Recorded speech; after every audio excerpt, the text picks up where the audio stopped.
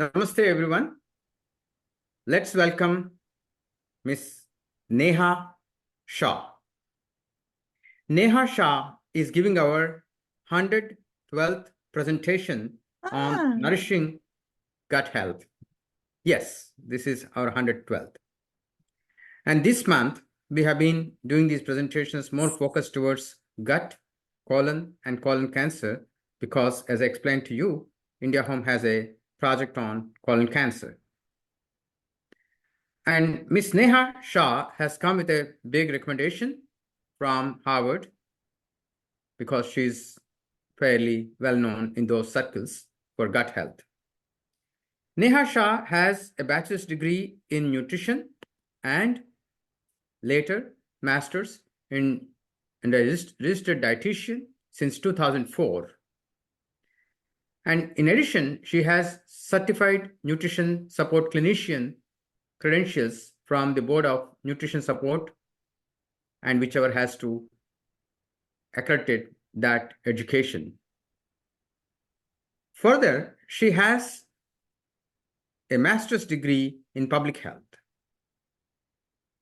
And she started her career at Stanford Health, which is a huge, big system where she practiced GI-related cancers, gynecology, head and neck related diagnosis, and also counseled and helped patients recover from gastrointestinal surgeries there. And she is very specialized in this area. And she has a website, Neha Shah Nutrition. With that introduction, I welcome our 112th presenter, Ms. Neha Shah, to present on nourishing gut health. Thank you so much for having me here today. It's such an honor to present to India Homes. I am going to share my screen and we're going to get started, okay?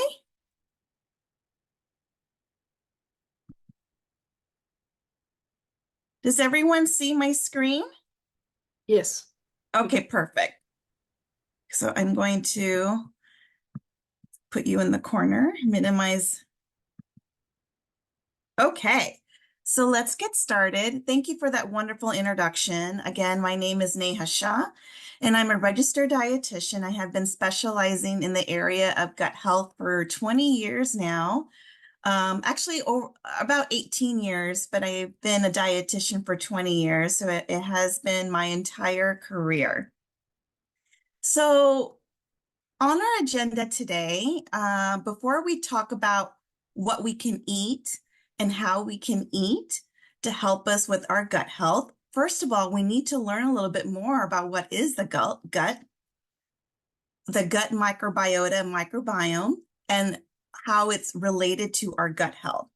And then once we understand the basics, we will talk about what and how. I'm going to focus on the foods that have fiber and the foods that are fermented foods within the Indian diet to enhance our gut health. I will also talk about the types of fiber, where we can find fiber in the diet, as well as where are the fermented foods in the diet and how we can eat them as well. First of all, let's start off with what and where is the gut. When we hear the word gut, it really relates to our digestive system. Our digestive system is one long tube in our body. It starts with our mouth, then it's our esophagus, our throat, and then our stomach, our intestines are also part of the gut. The liver and the gallbladder and the pancreas, they're not part of the gut per se, but they are connected to our gut. So the health of the liver and gallbladder and pancreas is also dependent on our gut health as well. The gut microbiota and the gut microbiome. Let's talk about these two definitions as we refer to gut health. The word microbiota, what this means is that it is a collection of bacteria, fungi, and viruses that live in our body. They live in our gut. They have a beneficial role in our body, the microbiota, when it's in balance. And it has the type of bacteria and fungi and viruses that we want to live in our body. They can help take care of us. The bacteria, fungi, and viruses, the microbiota, the genetic content of the microbiota is what we call the microbiome. We may have heard of the word microbiome in the news, but the microbiome relates to the genetic content of the microbiota and the different types of bacteria. As an example, that live in our gut is the microbiota, just to reinforce. Now, if you look at the right side of this slide, in the gut, the stomach, the duodenum is the first section of the small intestine. The jejunum and the ileum is the second and third section of the small intestine. And the colon is the last part of the intestine towards the end of our digestive system. And there are different types of bacteria and fungi and viruses that live in each of these areas. And certainly the visual here will highlight which ones live in our gut. And again, these are some of the types that we want to make sure that they live in our gut. Now, our gut microbiome, there's no two people alike. Even if many of you have brothers and sisters and moms and dads and cousins and masis and masas and all of that, no one has the same microbiome. The reason why is that there are different factors that affect the gut microbiome. We're going to go through each. Our big focus today is the diet.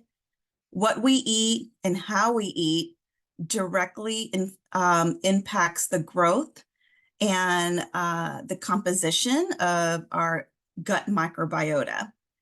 Drugs, medications, antibiotics also affects the growth of our microbiota. Where we live, whether it's India or here in the United States, or whether we go travel to the tropics, such as Mexico, all affect the microbiota. And the microbiome is because there are different foods that might be offered there, as well as there are different environments that could exist in the different areas that we live in and visit in. Our microbiota and microbiome is very different as babies. And then as we grow into children, adolescents, adults, as we get older, the microbiome can change over time. So again, equally important how we eat as a child, as a baby, and how we eat going into adulthood will be also an important piece here.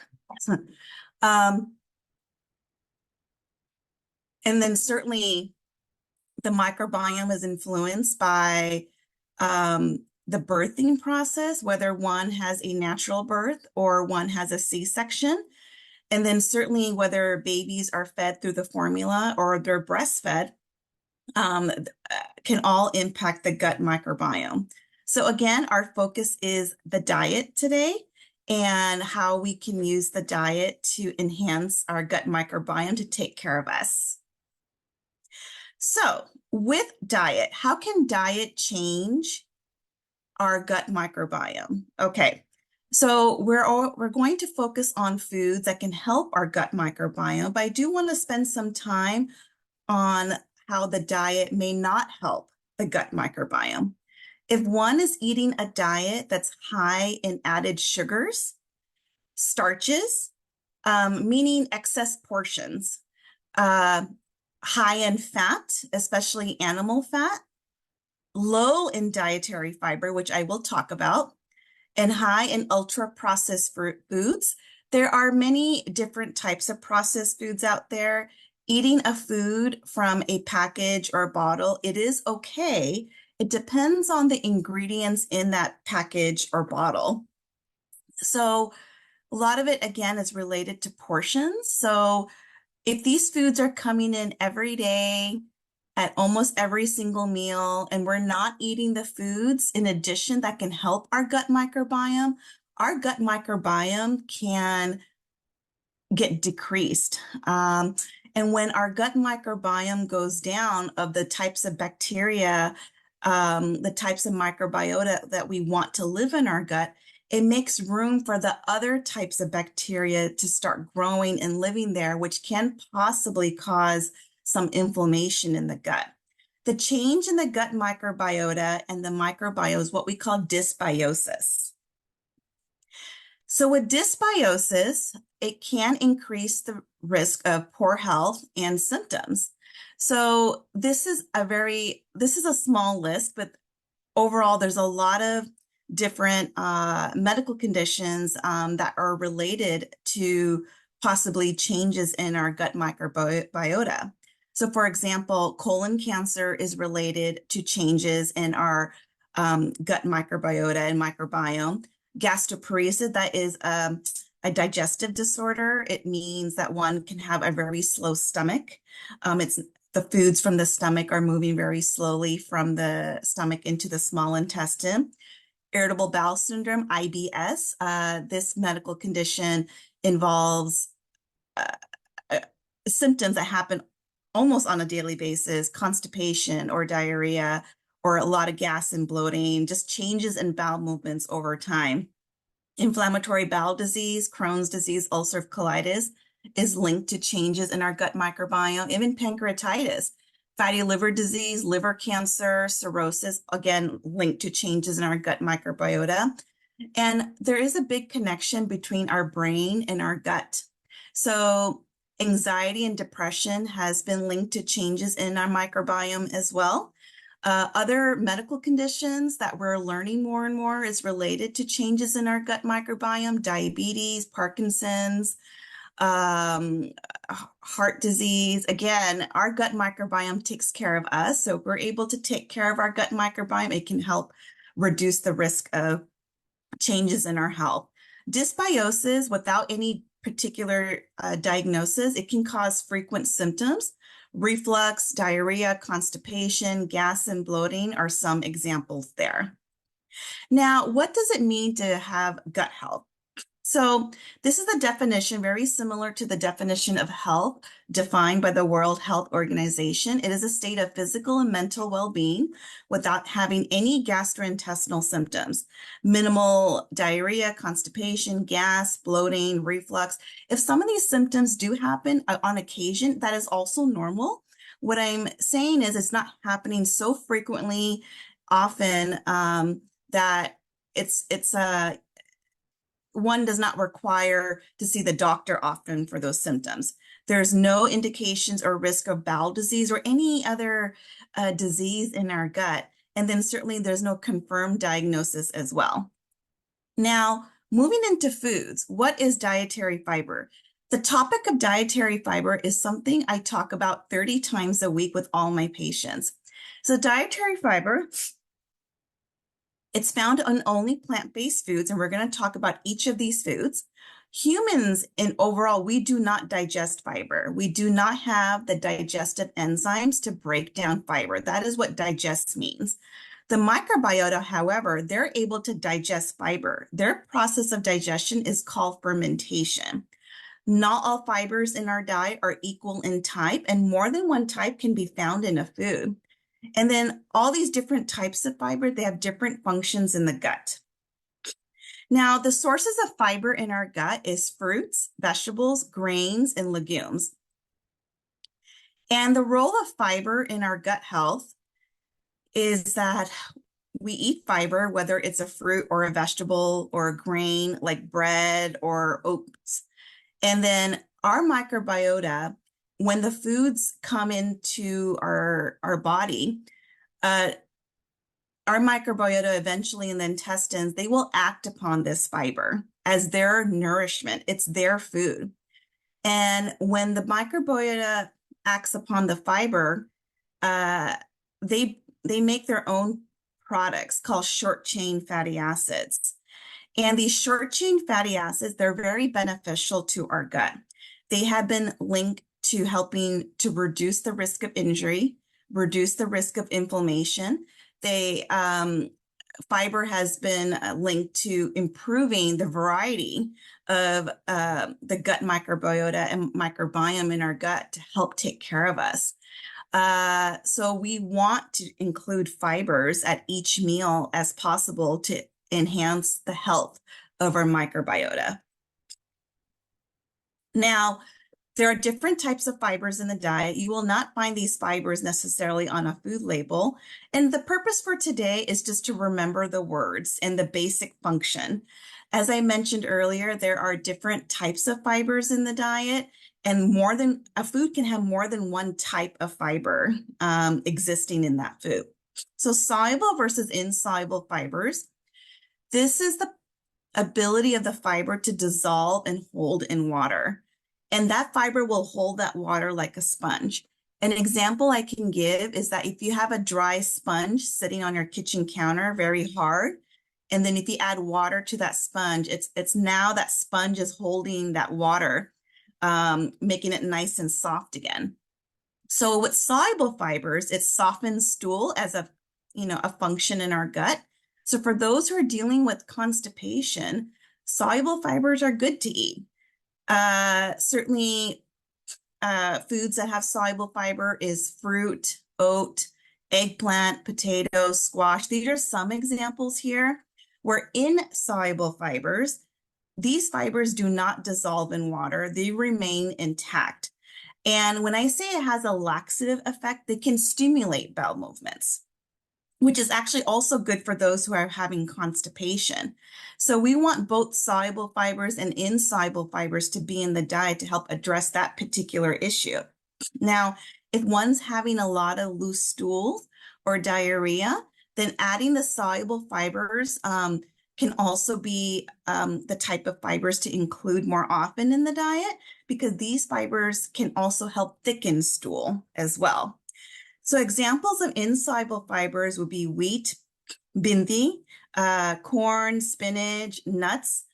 These are the stems, the leaves, the stalks of foods. If one is eating a salad, that's an example of a salad having insoluble fiber, because the lettuce is insoluble fiber, or any raw vegetables inside that salad is also an insoluble fiber as well. Now, another category of fibers found in the diet is fermentable fibers. This is the ability of the fiber to undergo fermentation. Remember, fermentation is digestion upon fiber by the gut microbiota. There are, again, different types. Some foods are more fermentable than others. So the high fermentable fibers, these could be a little bit more gas producing. They don't have much of a laxative effect, meaning they don't stimulate the bowel movements to pass as easily. Examples of fermentable fibers is wheat, gobi, beans, chana, dal, garlic are some examples of fermentable fibers.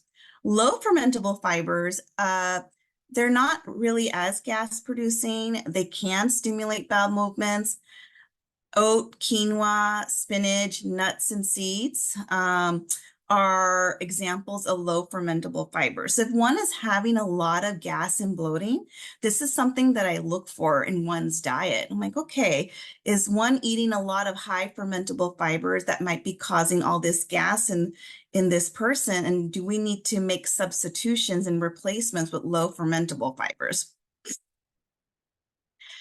Another property of fiber, again, different types of fibers are in the diet, is what we call viscous fibers. Some are more than others.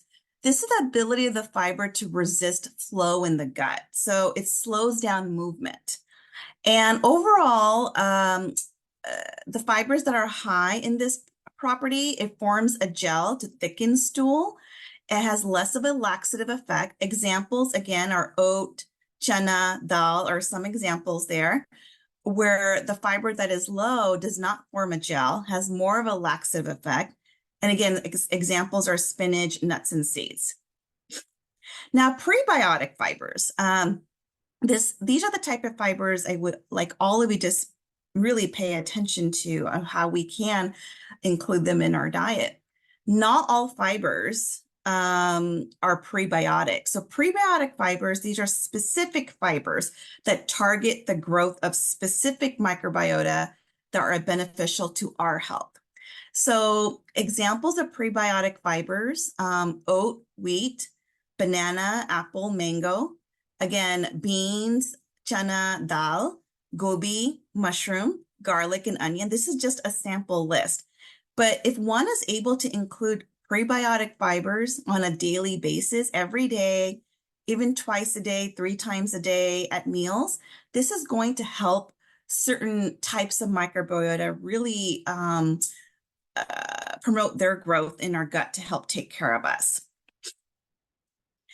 Now, I'm going to be highlighting certain research studies throughout this talk. So one research study I like to highlight is that fiber reduces the risk of colon cancer. This is an earlier study, but is still very relevant. The European Prospective Investigation into Cancer and Nutrition Study, what this study has done is that they followed many individuals over 11 years, and they found that 4,517 cases of colon and rectal cancer were found. Before the study, they collected diet surveys from each individual about what they're eating and the types of foods are coming into the diet.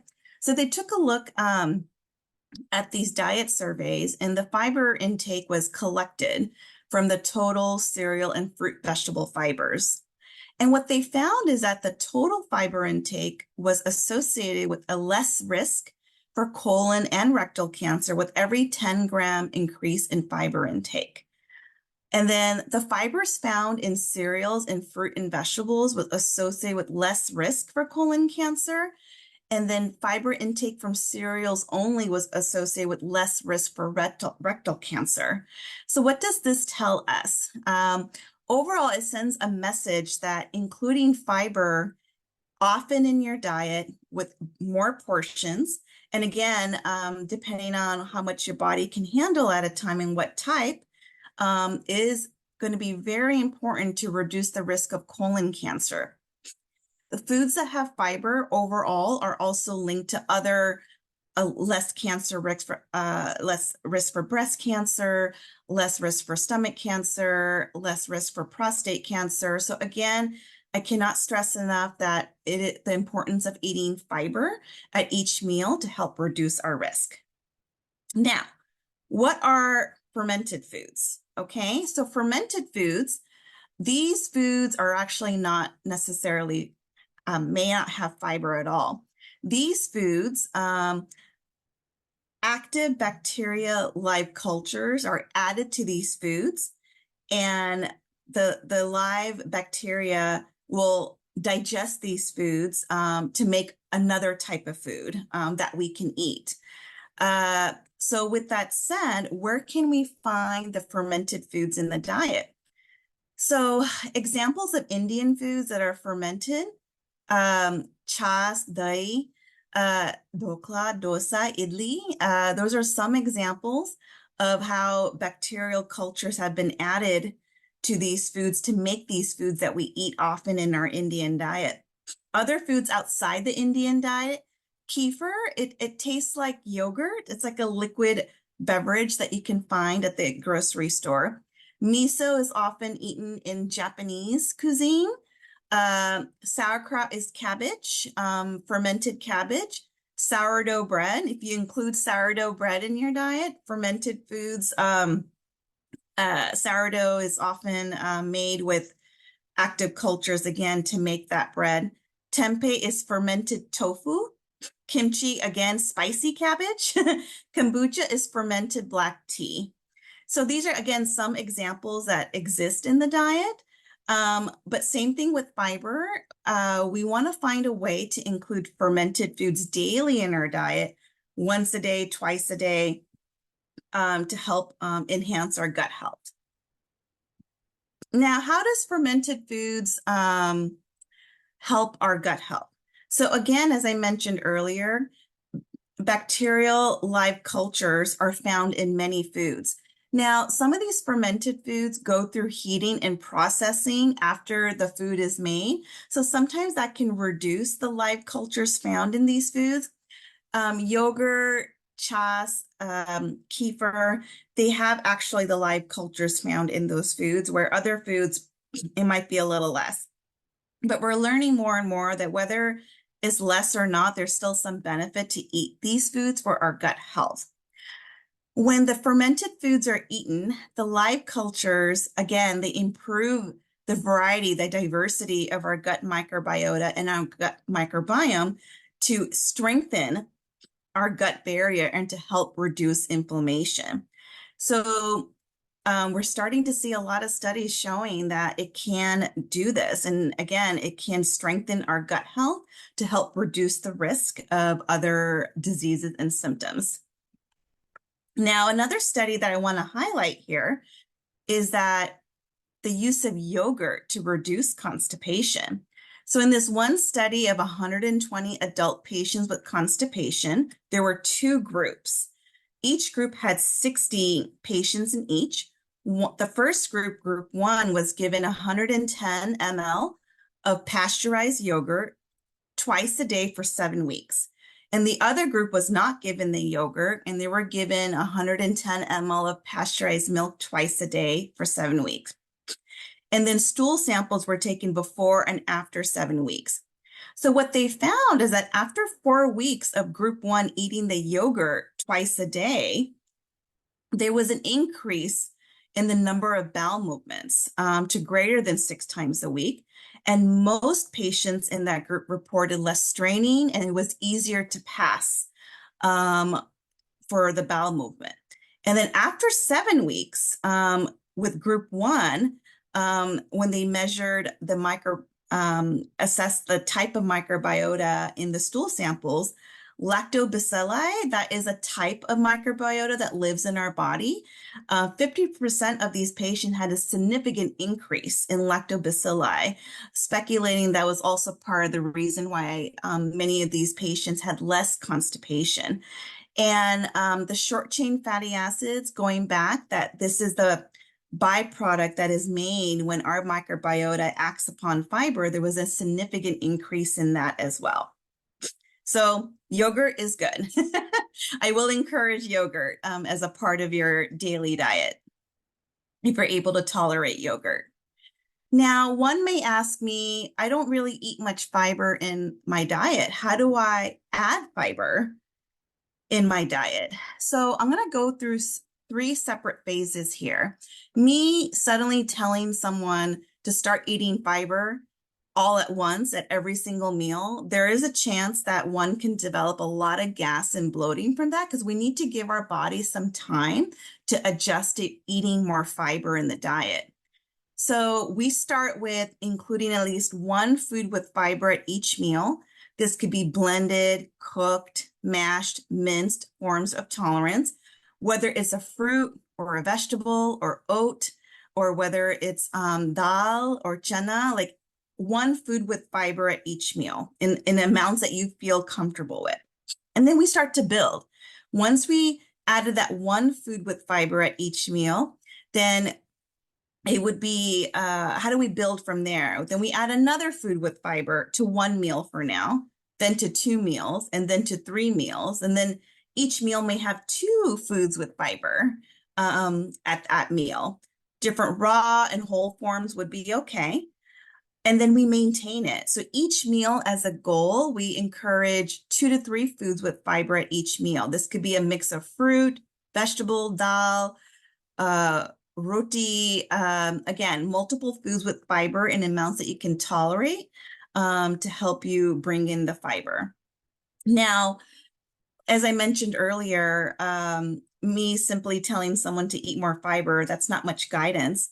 So if one is interested in learning a little bit more about how to add fiber in the diet, how to make any symptoms of diarrhea or constipation or gas or bloating less, or if one is diagnosed with any of those medical conditions that I talked about earlier, it would be helpful to bring in a dietitian so we can look at the diet and find different ways to help you do this.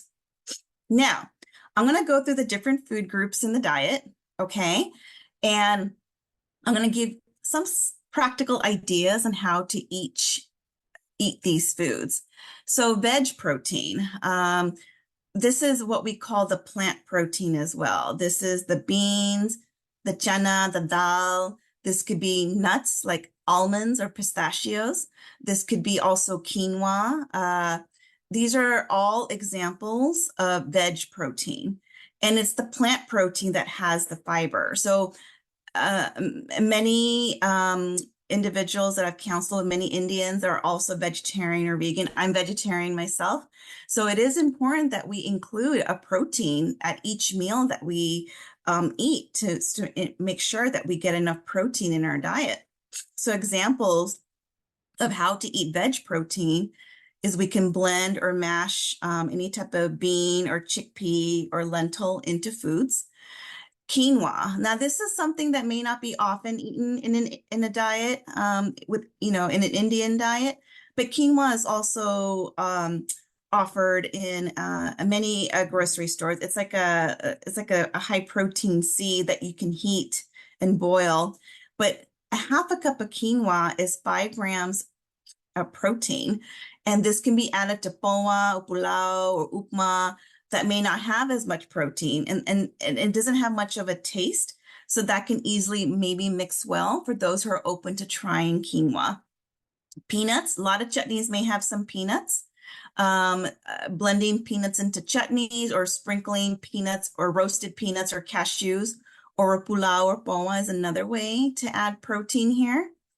Of course, any type of dal to any type of meal will always add protein. A half a cup of dal is close to 10 grams of protein. So good protein there. And then for those who eat tofu, you can add tofu into sag or add on the side with white rice. I put a star next to prebiotic fibers. So again, the rajma, the chana, the dal are examples of prebiotic fibers. And remember, prebiotic fibers are specific fibers that target specific microbiota to enhance their growth. Now, dairy. So dairy, 2 categories here. It could be fermented dairy or it could be non-fermented dairy. How we eat dairy, it depends on the amount that comes in our diet. Foremost, a lot of the dairy found in the United States, it's going to be common pasteurized dairy. This is what we want.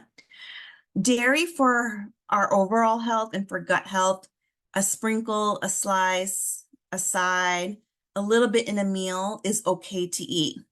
When dairy becomes a problem, when it comes large amounts in the diet that are often eaten on a day-to-day basis, creamy sauces, fried dairy, big slice of pizza almost often in the week. It's okay to eat that pizza. It's okay to have that cream sauce, but I recommend that it's not an everyday food. Chas and dahi, they're fermented foods. Again, fermented foods. They have the live cultures, especially with the fermented dairy. I will encourage all of you, if you like those foods, I would encourage all of you to include at least one of those foods once a day in your diet. Good source of protein as well. Fried dairy like paneer pakoda or any type of fried cheese can be a large amounts of dairy coming in. Again, if you're at an Indian wedding or some party and they're offering as an appetizer shared with others, small amounts would be okay to eat. For those who do not have dairy in your diet, it's okay to have the dairy substitutes. Milk made from almond milk or rice milk or coconut milk is perfectly fine as well. Okay. Now, how to eat fruits and vegetables. Fruits and vegetables, a big source of fiber in our diet, big source of prebiotic fibers in our diet. Fruits and vegetables, I will recommend that these foods come in every day in your diet, either a fruit or a vegetable or even both at each meal to the best of your ability. I'm going to recommend a goal of 5 portions throughout the meals in the day. A half a cup is about the size of a tennis ball. So that's what I'm going to recommend.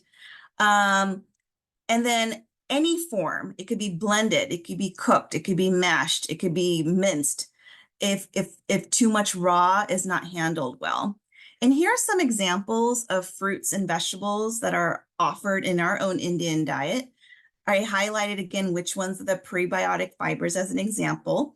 Apple, banana, mango, all examples. Any type of gourd squash is okay. Kiwi is also a prebiotic fiber. Kiwi, there's a lot of good studies out there showing that 2 kiwis a day can help with constipation. Good source of soluble fiber as well to help with that. Eggplant, cucumber, carrots, gajar is all other examples that we can include in the diet. Now, how to eat grains. Grains include the categories of breads, rice, um, uh, those are quinoa is a grain seed. So adding one whole grain to each meal again is part of eating fiber for gut health. Poa, upma, whether the upma is made from wheat or oatmeal or masala oats, chapati, tepla, or roti are some examples there. Dosa and idli are fermented foods, okay to eat because we have that dal in there. That's also functions as a prebiotic fiber. Sweets. Sweets is the same thing as dairy that we encourage small amounts shared with others, okay to eat sweets. But it's how we eat sweets that makes a difference in our health.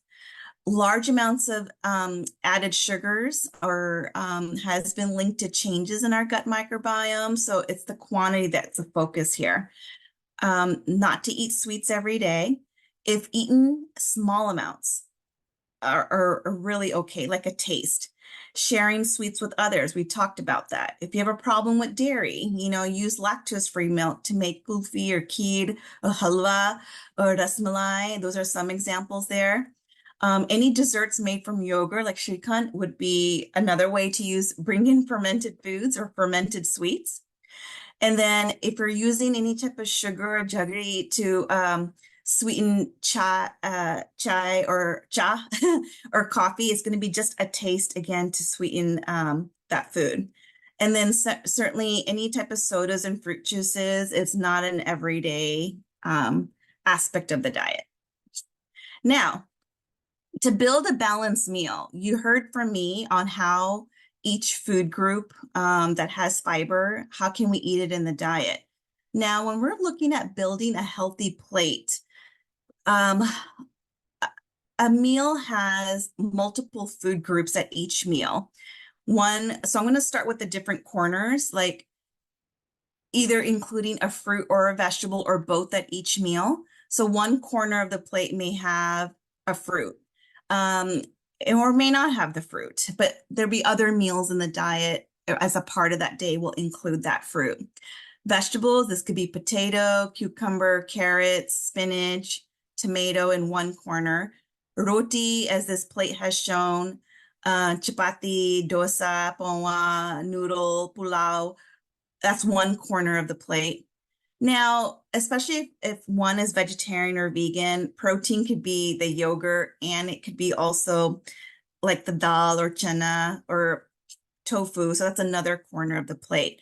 So when we have different corners of the plate with different food groups, this will best bring in different types of fibers in your diet to help enhance gut health. I will encourage all of you to practice when next time you have an empty plate and you're putting food on your plate. Pretend there's different corners of the plate and there's some protein, some vegetables, a grain, maybe a fruit, a fermented food as a part of this meal to help you get the variety of different foods that can help with our gut health. Now, beyond our diet, our brain and our gut are connected to, our gut. So diet's not the only influence on our microbiota or a microbiome. So beyond the diet, diaphragmatic breathing, this is a type of breathing technique that's we're learning more and more from research. Is what we call belly breathing. So when we breathe up and down, up and down. We're using our lungs. And of course, we breathe through our lungs. But belly breathing, it keeps our rib cage, our chest very still. And our belly is going in and out, in and out. And some of the studies have shown that diaphragmatic breathing has helped, can like possibly reduce the symptoms of reflux and bloating. So there are videos out there to show how one can do diaphragmatic breathing to help bring in this type of breathing daily, even if it's like for 30 seconds to a minute once a day to help practice this. Meditation, getting enough sleep, all linked to our gut health. Yoga has been shown to reduce gut symptoms as well.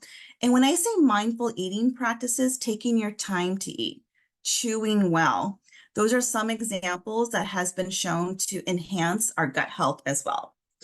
And one final study is that yoga has been shown to reduce symptoms in those diagnosed with irritable bowel syndrome. Again, irritable bowel syndrome, a constellation of different changes in the bowel movements, constipation or diarrhea that happens often in the week for at least a few months. And a study of 79 adult patients with IBS, again, two groups. Group one, 38 patients were asked to follow and take a hatha yoga class for 60 minutes. And group two, they were not these individuals, patients were not taking any type of yoga class. They were given a 10-minute video on different mind and gut therapies to help reduce symptoms. And what they were assessing for is symptoms of IBS, again, gas, bloating, pain, diarrhea, constipation before and after the study. And what they found is that after at least 4 weeks into taking the yoga classes, group one, all symptoms were greatly decreased with group one. And overall, the study has concluded that yoga is a very safe intervention for patients exhibiting different gastrointestinal symptoms with IBS. Now, finally, I want to end with giving a really great resource. It's called the International Foundation for Gastrointestinal Disorders. As a disclosure, I am an advisor for this organization, but this organization has so much information on their website on the different medical conditions out there that involve changes in our gut, involves different information on fiber, fermented foods, and whatnot. So I will encourage all of you to take a look at the website if there's information that you feel like would be helpful to learn a little bit more about. And with that, I am done with our talk, but we have about 15 minutes for any questions, which I welcome.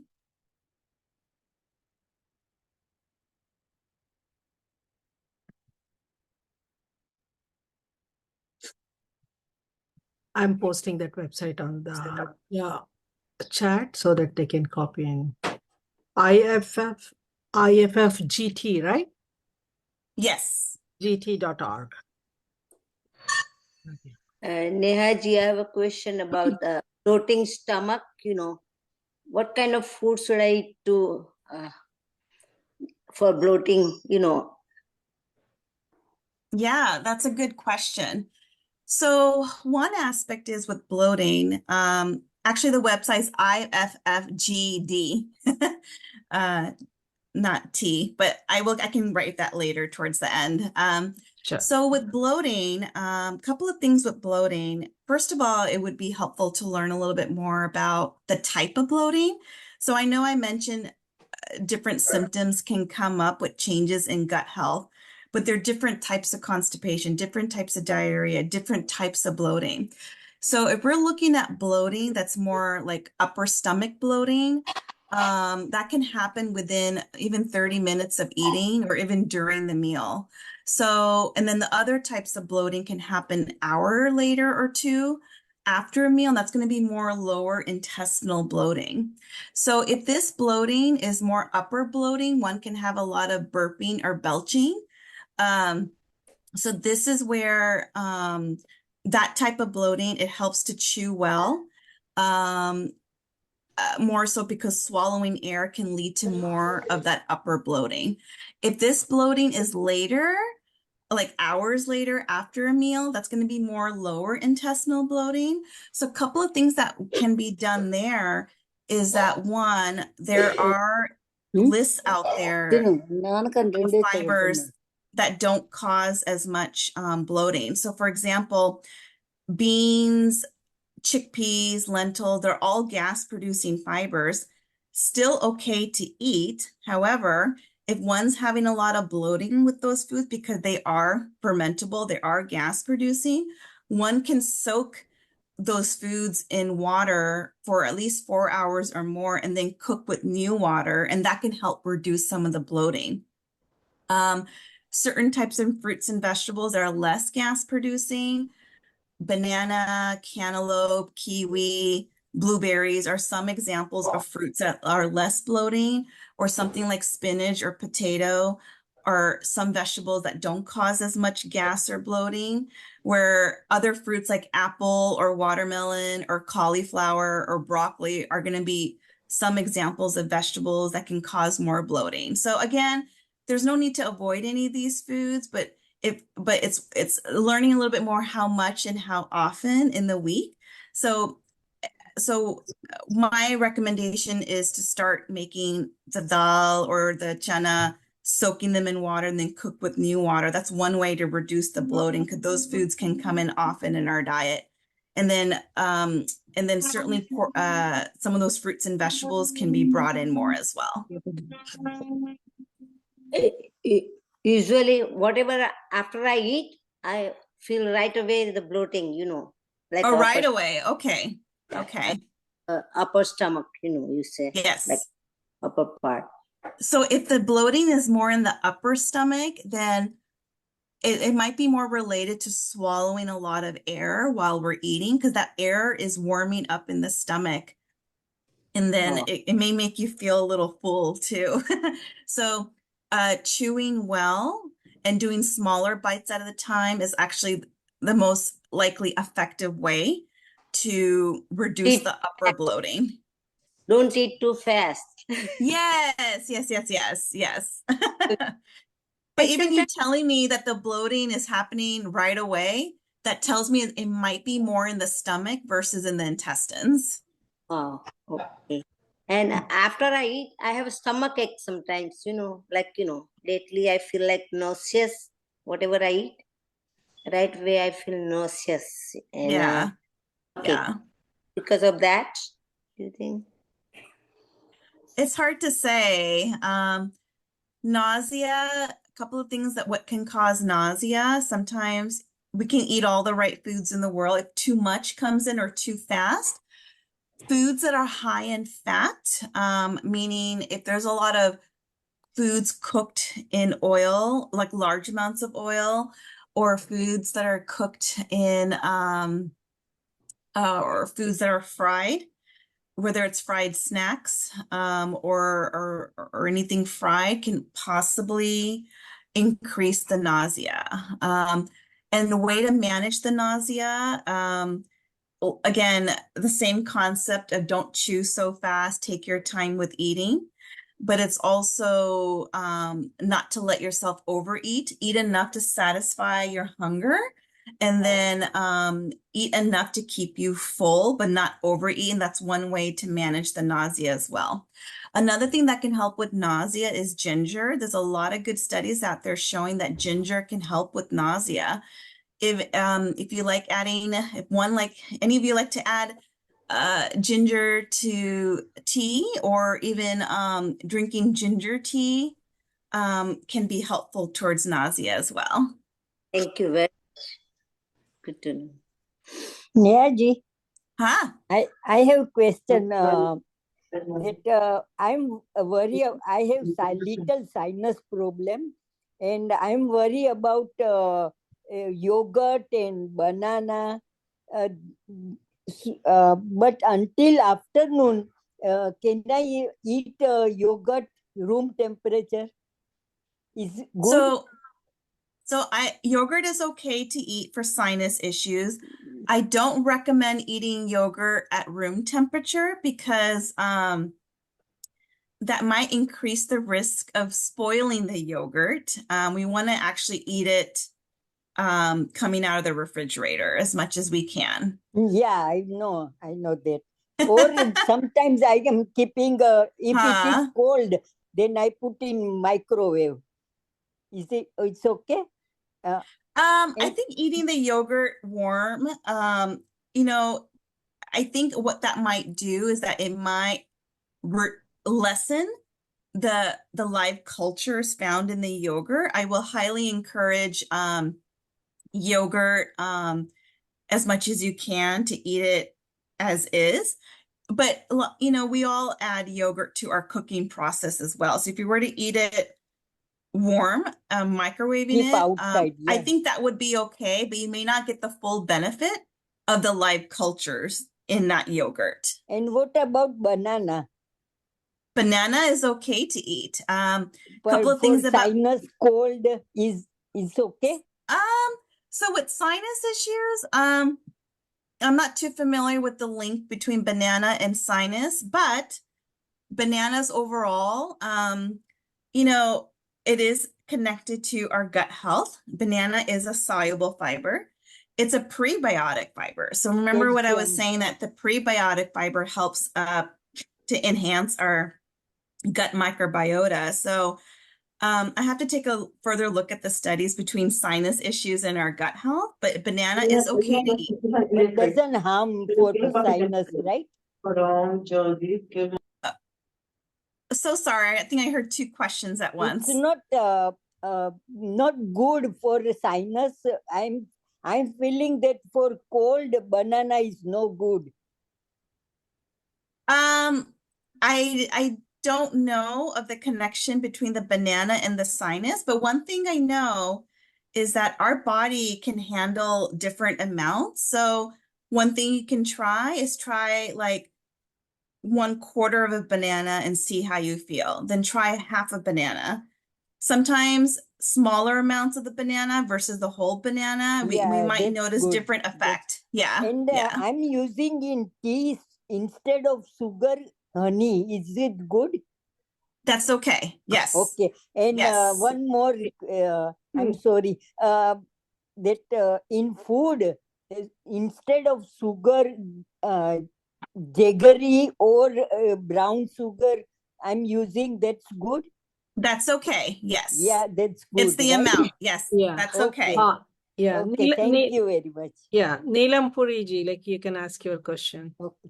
Okay, thank you, Neha ji. My question is also related to yogurt. Like, I want to know what is the big difference between yogurt and kefir in their processing as well as in their impact on our microbiome? So a couple of things there is that it's the different types of cultures that are used to make yogurt and kefir. That's the main difference between them. In terms of the impact on the gut health, they both have been shown to help improve gut health. Both have been studied more in the constipation area more than anything else. And then yogurt has been especially studied to help reduce inflammation in certain medical conditions. So the difference between yogurt and kefir is the type of bacteria used to make that food. At the end of the day, can we make kefir at home? You can make kefir at home, yes. How do you make it? That I never have done before. I always done the easy way and gone to the store and bought the kefir, different flavors there, but it can be done at home. Just as yogurt can be made at home, kefir can be made at home as well. Yes. Like if I use kefir starter to add into our milk, can it create kefir? Yes. Yes. Oh, okay. Yes. I'm sure there's recipes that we can find online, but yes, it is possible to make kefir at home. Yes. Okay. Thank you. Thank you. One more I want to ask Ratnaji, you. Ratnaji, yes, Ratnaji, please go ahead. Thank you, Ji. Thank you, Geeta. Madam Neha Shah. Yes. I have a esophagus problem. I cannot swallow my water or food sometimes. My GE doctor did for me the endoscopy, and he said esophagus and colonoscopy, everything good. But so many times the gas come, and I have some problem, swallowing issues. What is that? Which can help that one? So you're asking about acid reflux, right? That's the problem. Okay. Yes, yes. Okay. So acid reflux, it's interesting that you asked that, because we're starting to see studies that eating fiber can help make the acid reflux less. Some of the studies out there have shown that fiber supplement, like something like 5 grams of psyllium husk. If I mention any brands, I'm not endorsing any brand. I'm just for educational purposes. So Metamucil, as an example, is psyllium husk, 5 grams a day, has been shown to reduce acid reflux. Other aspects of acid reflux is also tied in with how we eat. So taking your time to eat, smaller bites at a time, and not to overeat can also reduce acid reflux. The swallowing issue, so sometimes it's hard to say, because like sometimes when the acid comes up, it can cause some damage in our throat over time, and that can irritate our throat, and that can lead to some swallowing issue. What I will recommend, and there's no major studies to say this, but anytime you feel that irritation or any acid coming up, I would encourage you to drink a small glass of water to wash it right to wash that acid down right away. My concern there is that if there's any acid coming up, it's touching your throat. We don't want that acid to touch the throat too long, because it can cause some irritation. And then that I hope will help wash it down right away and not let that acid touch your throat. I think other aspects of acid, remember the belly breathing that I talked about, in and out? That's been shown to help reduce reflux. And I would encourage you to try that once a day as a start. That's a non-medicine way, non-diet way to help with this. And I will ask you to try that.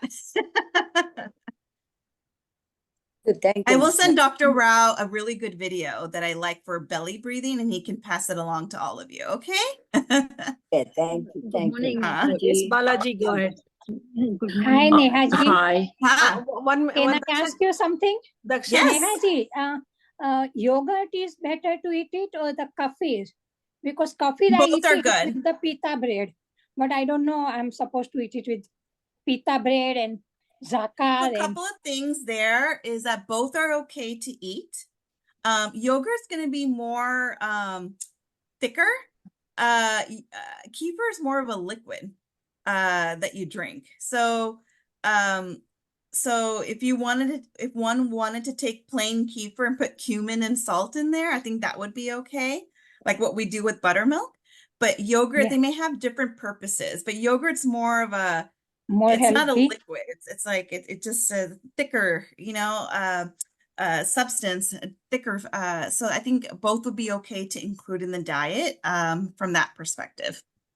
Thank you very much. Hello, Yes, Nehaji. Balaji, please go ahead. Oh, thank you. I First of all, thank you very much, Neha. This was excellent. We really enjoyed it, as always, and very informational. My question is about yogurt. Okay, we have friends and who start with saying, "Oh, I brought this culture from India 20 years ago or 30 years ago, and it's still going and it's great." And then we heard another lecture that Dr. Rao, another guest lecture, where they talked about varying the yogurt culture just to get diversity. So now, is it good to keep that same culture going, or is it better to vary it? I'm a big fan of variety as much as we can. So I think it would be good to add the variety. I'm not too familiar with, in terms of live cultures, of what's their expiration date. I think that's what we're looking at from 20 years ago till now. I'm always going to be a big fan of buying a new culture to help with this because I don't know the full effect. Bacteria in general, any type of bacterial life culture, they don't live forever. They're just living beings, just like so they all have their birth and death cycle too. So I don't know how active that culture is from a long time ago versus a new culture that you can purchase now. So my recommendation is to try new, but I think it depends on the expiration date on that culture, and it might differ from the type of strains. Well, when I mean the same one, I mean we bring some yogurt back, or somebody brought some yogurt, Yes. and they're using it every week to make fresh yogurt. So it's still working because you still have yogurt, but you're saying you don't know how they multiply, yes, stuff like that. So then, exactly, would you say every few months I would switch and get a new culture so I can introduce diversity? What would you say would be the time frame? So I don't know the answer to that question. Okay. I think it might be more related to the type of bacterial life culture. Unfortunately, I don't know the answer to that question, just to be honest. Yeah. Thank you. I see. Gitaji? Yes, I see. Who is that? Yeah, I don't see their name. Yes, Mangalaji, go ahead. Yeah. Oh, Neha, it was real nice and very, the language you use, we can understand it very well because you define all the words. That's really helpful for us. The Thank second you. thing I like to, two questions. Your office is in Flushing? Your office is Flushing? So I live in San Francisco. So Oh, I see. so Okay. all my appointments are through video. Yeah. I Yeah. got you. The second thing, I heard that the oatmeal, to eat the oatmeal every day is not good. Is it so? So I think it depends on the context that you're asking. There's always something out there. This food is good. This food is not good. I would have to say, from my years of experience, oatmeal is a food that can provide many benefits to our own health. It's been connected to, I think, and when we're looking at gut health, it's a prebiotic fiber. Again, it promotes the growth of certain types of bacteria that we want in our microbiome, which can help us fight inflammation. So I will encourage oat. It's rich in soluble fiber. So soluble fiber has been associated with reducing the risk of heart disease, or can help lower high cholesterol. So that's another benefit of eating oatmeal or masala oat or oat upma, any type of oat from that perspective. Another benefit of oat, which I did not talk about today in the time that we have, but there's also another substance found in many foods that have fiber, what we call resistant starch. And resistant starch also nourishes our gut microbiota and gut microbiome. And resistant starch is formed when you boil a food and then you cool it down with certain foods. When we heat up oatmeal and then we cool it down, that cooling process makes a resistant starch that's also nourishes our gut health as well. Leftover potato, reheated, leftover rice also do the same thing. So there's multiple benefits to eating oats. I think if one's dealing with other medical conditions, like say diabetes, then it's the portion of oats that I'm more focused on. A size of a tennis ball is a half a cup. My woman's fist is about 1 cup. So I tend to recommend a portion around there to bring in oats. So it all depends on what you heard about oats and what's not good for our health, but I want to highlight some benefits that oat is actually good for us. I have a question. The last question is, what is the reason for the nail fungus? What is the reason for it? Reason for what? Fungus. Nail fungus. Oh, so fungus is actually naturally exists in our body. Again, there's different types of fungi, different types of viruses, different types of bacteria that live in our gut. So they all have a different role in taking care of us. Now, there's so many different types of bacteria, fungi, and viruses. I can't highlight each one of them and what they do, but I can just say that it's not a harmful to have some natural aspects of fungi in our body. We just want to make sure we keep the ones that take care of us in balance we want to nourish them as much as we can with our diet. So to keep the helpful fungi in our body. Geeta ji, I have a question. Can I? 1 minute, I had to ask Neha, is it okay like to take 2 more questions? I think it all No. depends on, I mean, is there any, I can't seem to tell who has questions or Yeah, like not. I can ask. I know like who have is a asking, question. but only 2 questions. Okay, last 2 questions, Leela ji and Madhu ji. Please, Leela ji, go ahead. Good morning, Neha ji. Hi. This is Leela. And whenever I drink water, why do I get burping? No matter where I am, how much I am drinking, but soon drinking water makes me burp and burp. So I think it depends on how you're drinking water. If the water is too fast, large amounts at once as you swallow, that can cause a lot of swallowed air. Every time we swallow air. So to help with reduce the risk of burping with water, then slow sips, no straw, would be one way to do that. And of course, plain water. Oh, go ahead. No matter what kind of water or what time of the time and how much, it doesn't matter. Just drink water, whether it is warm or cold or whatever the situation. Little drink or more drink, nothing counts. Just drink water and burping. It is annoying when I am in the I'm social sure life. it's annoying. Yeah. That would be the primary reason I think may cause more burping is the swallowing air. And that's something to also pay attention to, is that we're dealing with any symptoms of burping or belching, whether it's with water or with something else, breathing Just through our water. nose. Yeah, just water. Yeah. So it might be the amount and how fast you're drinking. And I will encourage you, if you feel like you already practiced slow sips and not drinking it too fast, and you're still having problems with belching. Sometimes a lot of belching can be also related to reflux. You can get that certainly evaluated by a doctor if that's the case.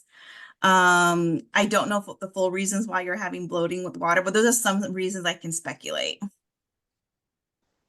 Yeah, whether I'm standing and drinking, sitting and drinking, or I'm drinking warm water or cold water, nothing makes any difference. Just drink and burp. Yeah. I'm Last sorry, that must be very uncomfortable. Sure. Okay, last question. Like Madhuji, please go ahead. Yeah. Thank you, Neha. I know like we're going over time, please. I know, I'm sorry, but I just wanted to ask this question. Like I also have like bloating and acidity things and those lot of things I don't agree, but from quite some time I drink hot milk with haldi at night. So is it good? You said because you were talking about yogurt and milk. So nobody asked about milk, so I was waiting for Milk that. is fine. I think as we get older, again, there's so many different reasons why we may have bloating, extra swallowed air, different gas producing foods, excess portions. Constipation can cause a lot of bloating. It's like, this is where I sit down with someone and then we look into the diet and everything else there. But with milk, a couple of things there is that milk has a high amount of lactose. Lactose is the natural milk sugar found in milk or any dairy. As we get older, the enzyme lactase goes down, and that affects our ability to digest lactose well. And sometimes as we get older, one can develop a little bit more gas and bloating when one can drink milk. So one thought is to try lactose-free milk to see if that would help you have. Mostly. Oh, you already Mostly do that. Okay. Yeah. So and but then I again, drink every day, mostly at night. That's okay. That's perfectly fine. Yeah, and yogurt. That's fine. Also. Yeah, I eat yogurt also. Yes, thank you. That's okay. Lots of really good questions. Yeah. Pardon? I said lots of good questions. Yeah, I know, but we all are seniors and we have all our problems. So we want to ask you. Of course, I understand. My And parents I ask feel me all the yogurt, time. yogurt I eat normally like you eat some kind of raita, you can put salad in it. Is it good that way if you can do that? That's okay. Okay, thank you so much. Of course. Thank you, Geetaji. So thank you, Neha. Like, it's a lot of questions. You answered all of them so patiently. Geetaji, Yeah, I have right. little Very nice. question for Yeah. rice. Even the food. Which rice is better, basmati or jasmine rice? Both are fine. But I have Both are. digest problem. Say I am 70 up age. That's why I'm worried about basmati rice. So basmati rice or jasmine rice, I think both are okay to have. Again, it goes back to how much one can eat at once. I will recommend that you try size of a tennis ball portion, see how you feel. If you feel okay, you can try woman's size fist a portion to see how you feel. Boiling the rice and cooling down the rice, and even if you reheat the rice again, that brings that resistant starch. Remember, that can help nourish our gut microbiota as well. Is You it are kolam talking rice about the better? basmati rice, right? Yes. Yeah, But okay. But kolam it's rice is okay lighter. in I this felt. age. Is it okay for basmati rice Yes. for digest? Okay. Yes. Okay. Thank you. Thank you. Yes, very of course. Yeah. Okay, Thank you so thank you, much. Neha. Like wonderful time. Like, you gave, so much of valuable information to our seniors, and you answered them so patiently and in their own language, Thank you so much. We appreciate it. Absolutely. It's truly an honor to be here today. Thank you for inviting me to give this talk, and I look forward to future collaborations with India Definitely. Homes. Yes, we would like to have you more often. Yes. Yes. Thank you so much.